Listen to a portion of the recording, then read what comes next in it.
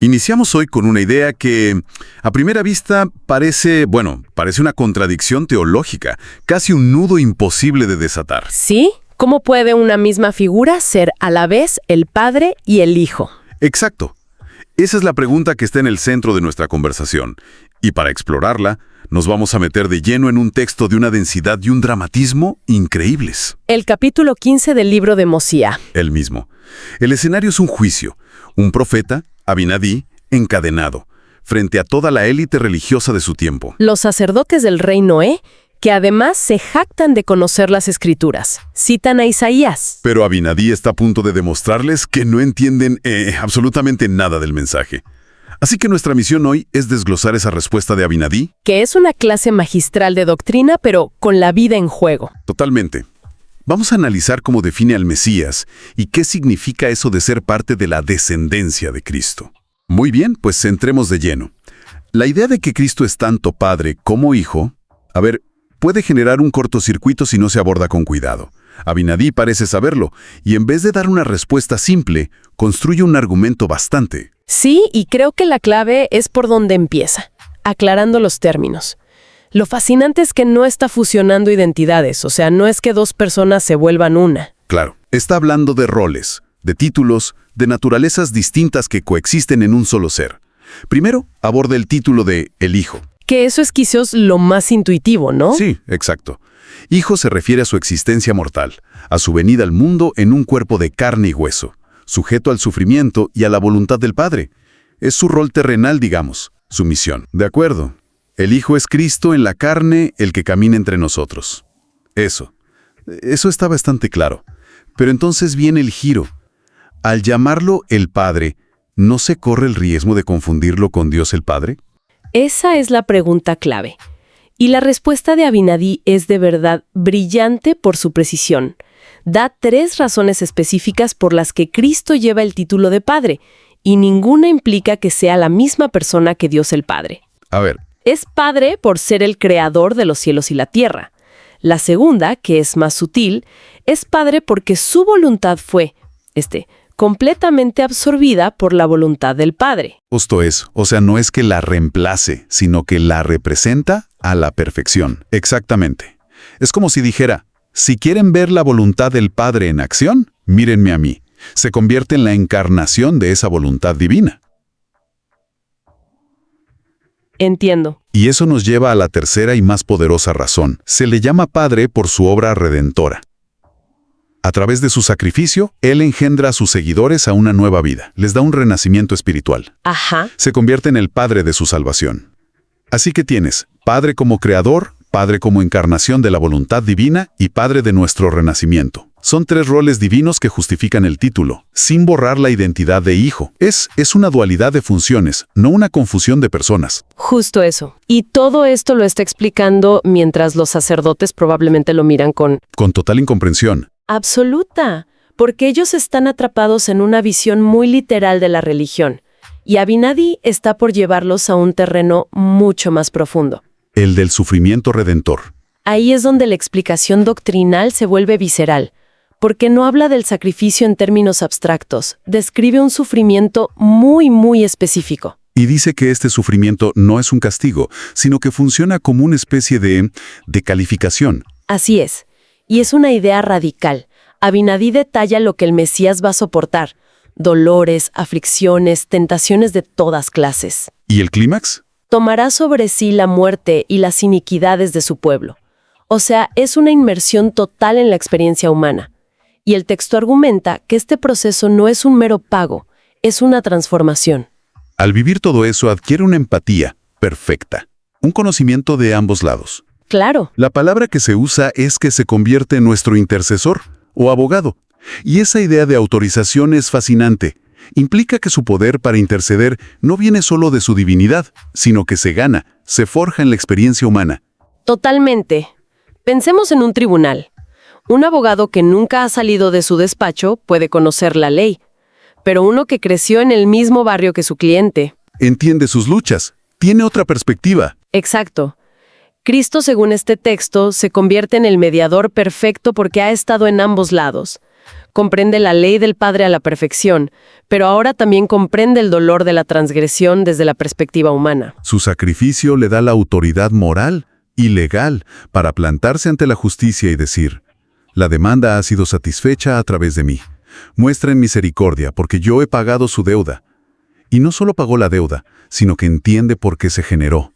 Sabe lo que es ser tentado. No es un juez distante. Para nada. Es un defensor que ha estado en las trincheras. Y esto nos lleva a otra de las ideas más potentes de Abinadí. El concepto de la descendencia del Mesías. Sí, y aquí es donde Abinadí les da otro golpe a los sacerdotes. En una cultura tan centrada en el linaje, en la genealogía, la palabra descendencia evoca de inmediato hijos físicos, una herencia de sangre. Claro, su autoridad venía de su linaje levítico. Debió ser un shock lo que Abinadí dijo a continuación. Fue una bomba. Abinadí redefine por completo el término. Pregunta: ¿quién será su descendencia? Y su respuesta desmantela toda esa estructura de privilegios. ¿Y qué responde? Su descendencia, dice, son, primero, todos los profetas que testificaron de él. Segundo, todos los que han escuchado sus palabras y creído en su poder. Y tercero, los que han puesto su confianza en él y se han arrepentido. O sea que su familia no se define por la sangre, Sino por la fe y la acción. Es una adopción espiritual. Esto conecta perfecto con lo que hablamos antes. Si Él es el Padre de nuestro renacimiento, entonces quienes aceptan ese renacimiento se convierten en sus hijos e hijas. Su descendencia. Es una estructura impecable. Y la implicación es profundísima. La pertenencia al pueblo de Dios no es un derecho de nacimiento, es una elección. No heredas la salvación, la aceptas. Y al hacerlo, te conviertes en parte de esta nueva familia espiritual. Y esto no es solo doctrina para Abinadí. Es el núcleo de su acusación. Exacto, porque si la identidad espiritual no viene de la herencia o del cargo, sino de escuchar y creer en los profetas, Esto pone a los sacerdotes en una posición muy, muy incómoda. increíblemente incómoda, y esa es la brillantez táctica de su discurso. Recordemos el contexto. No está en un seminario, está en un juicio, encadenado. Y usa su defensa para poner a sus acusadores en el banquillo. Su lógica es una trampa perfecta.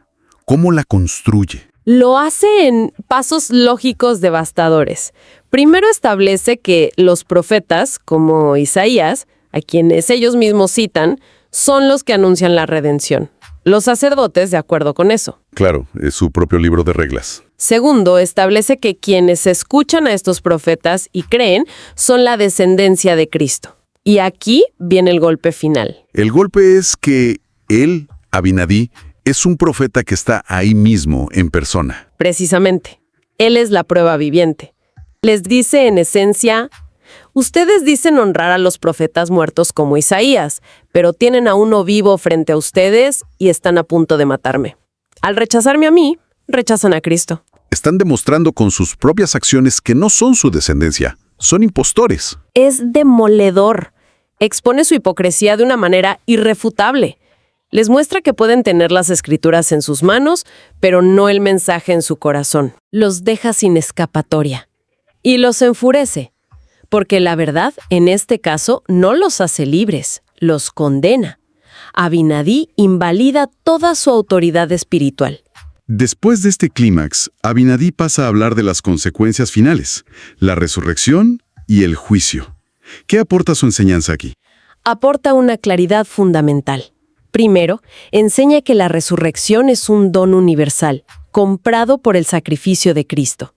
Él rompe las cadenas de la muerte.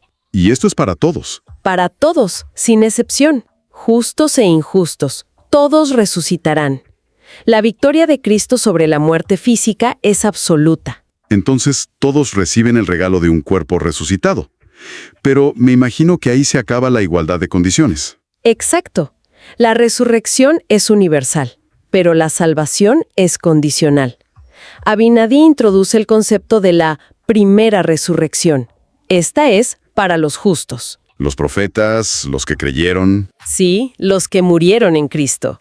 Ellos resucitarán a una gloria eterna. Y es importante, incluye a los justos que vivieron antes de Cristo, pero que tuvieron fe en la redención que vendría. Eso deja una pregunta obvia. ¿Qué pasa con los demás? El texto dice que Abinadí no deja espacio para excusas, una frase muy dura. Aquí Abinadí aborda esa tensión entre justicia y misericordia. Y su enseñanza es muy directa. Quienes persisten en su estado carnal, los que mueren en sus pecados, no son reclamados por la redención de la misma manera. Se les niega la misericordia. No, es más profundo. No es que se les retire, es que ellos mismos, por sus elecciones, se colocan fuera de su alcance. Se autoexcluyen. Es una autoexclusión.